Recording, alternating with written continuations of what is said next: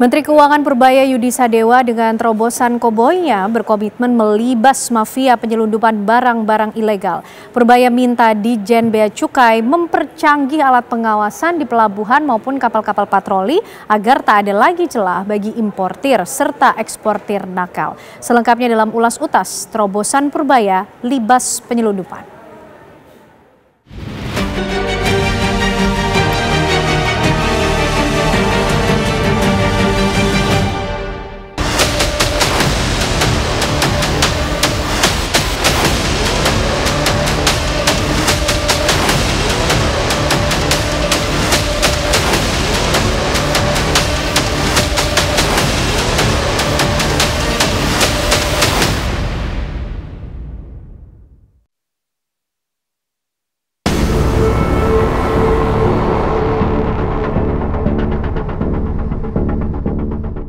Sejalan dengan langkah Presiden Prabowo Subianto yang serius menyikat habis praktik-praktik ilegal yang dijalankan para mafia pengeruk kekayaan negara. Begitu pula Menteri Keuangan Purbaya Yudi Sadewa yang tancap gas akan melibas para mafia pelaku penyelundupan barang-barang ilegal. Purbaya ingin langkah yang diambilnya bisa mengembalikan kerugian negara.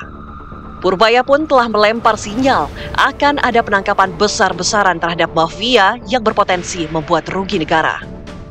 Saya harapkan yang main-main itu nggak main-main lagi sehingga kita nggak bocor pajaknya. Saya harapkan akhir minggu ini Kortex sudah siap mungkin. Jadi itu kan meningkatkan lagi penyerapan pendapatan dari pajak kalau lebih efisien Kortexnya. Pak, kalau yang penangkapan besar-besaran itu dari mana Pak yang Bapak bilang pekan lalu di Kemenkeu itu Pak? Apakah pajak, bea cukai, bagaimana Pak? Yang under invoicing, yang selama ini nyelundupin, yang banyak tekstil, baja, segala macam, itu kan sudah ada nama-nama pemainnya kan. Tinggal kita pilih aja siapa yang mau diproses. Saya selaku mantan Bariskrim mengikuti perkembangan ini dan saya yakin bahwa akan banyak penangkapan itu antara lain dari sektor bea cukai ya, dan tidak tertutup kemungkinan pajak juga kena gitu kan. Tetapi yang paling banyak nanti bea cukai. Kenapa? Bea cukai ini paling sulit ditembus gitu. Bersih-bersih mafia penyelundupan ala Purbaya juga mencakup pelaku-pelaku curang bermodus under-invoicing, yaitu mereka yang melaporkan angka penerimaan atau pembelian yang lebih rendah dari data sebenarnya. Dalam inspeksi mendadak, sidak yang kembali dilakukan Purbaya di kantor pusat Direktorat Jenderal Bea dan Cukai, Purbaya meminta sistem pengawasan di pelabuhan maupun kapal-kapal patroli laut dipercanggih. Purbaya ingin celah praktik-praktik nakal penyelundupan bisa ditutup rapat. Pengen lihat seberapa canggih sih punya bea cukai, bisa nggak saya optimalkan untuk tadi mengurangi yang dikritik Pak Presiden, under invoicing.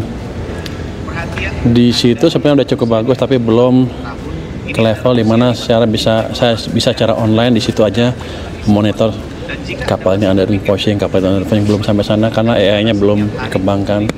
Dalam 3 bulan ke depan kita akan kembangkan sistem AI yang lebih siap di bea cukai. Perkuat sistem penerimaan kita dari monitoring dari ujung ke ujung. Nanti ke depannya sih dari command center saya harusnya bisa lihat kapal di pelabuhan lagi ngapain, isinya apa, ininya apa. Jadi akan kita buat sistem yang terkoneksi betul di sana nanti. Saya targetkan setahun udah lengkap semua. Tapi yang jelas dalam beberapa bulan ke depan harusnya penerimaan bea cukai akan lebih efisien dibanding sekarang.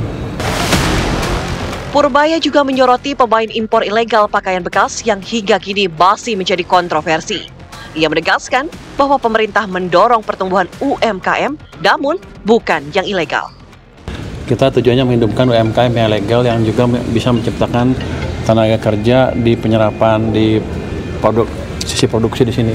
Jadi kita ingin hidupkan lagi produsen-produsen tekstil dalam negeri. Balpres, saya juga baru tahu istilah balpres itu. Impor barang-barang baju bekas seperti apa penanganannya. Rupanya selama ini hanya bisa dimusnahkan dan yang impor masuk penjara, saya nggak dapat duit, nggak didenda. Ya saya rugi, cuman ngeluarin ongkos untuk memusnahkan barang itu, tambah ngasih makan orang-orang yang di penjara itu. Pak, berarti nanti sistem Jadi itu kita juga, kita rubah di mana kita harus bisa denda orang itu juga. Pak, berarti dari sistem dan perbaikan itu akan mampu juga memonitoring untuk terkait pencegahan Balpres masuk lebih banyak ke Indo, Pak? Harusnya ya. Sepertinya mereka udah tahu, kita udah tahu pemain siapa aja. Harusnya saya lupa tadi, kalau ada yang pernah Balpres saya akan blacklist, nggak boleh impor orang lagi. Upaya bersih-bersih dari mafia penyelundupan telah dimulai Purbaya beberapa waktu lalu dengan melarang beredarnya rokok ilegal. Purbaya juga menggelar sidak ke Pelabuhan Tanjung Priok, Jakarta Utara, pertengahan Oktober lalu. Ia memeriksa langsung proses arus barang di jalur hijau ke Pabeanan yang dikenal rawan penyelundupan barang impor. Saya cuma cek aja, pengen tahu hijau itu hijau bener apa enggak, jangan-jangan hijau dalamnya merah. Tapi akan saya minta mereka cek secara random, secara reguler. Tapi nggak semuanya dicek. Jangan sampai jalur hijau jadi tempat orang negara yang nggak harusnya lewat jalur hijau. Untuk menertibkan bea cukai itu, yang paling mujarab adalah dari dalam, khususnya menteri atau dirjen. Mengapa? Karena undang-undang bea cukai kita memberikan perlindungan atau protek yang demikian kuat terhadap kegiatan bea cukai. Bahkan polisi pun nggak bisa masuk langsung meriksa gitu di bea cukai itu.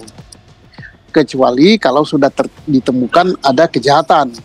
Nah, untuk menemukan ada kejahatan kalau nggak meriksa ya nggak bisa.